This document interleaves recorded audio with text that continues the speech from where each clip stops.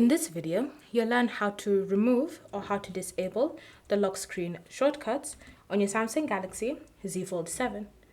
So the first step is to start by accessing the lock screen editor, and you can do this by long pressing on your lock screen, and then you can enter in the PIN, password or pattern to access editing mode.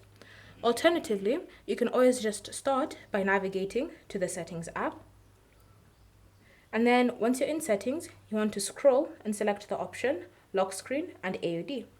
From here, look for Edit Lock Screen and tap on it, and then you'll still be brought to the lock screen editor. The next step is to look for the shortcut that you wish to remove and just tap on it once. Once you've selected the shortcut, this menu should pop up. So what you're going to do is simply choose the option No App.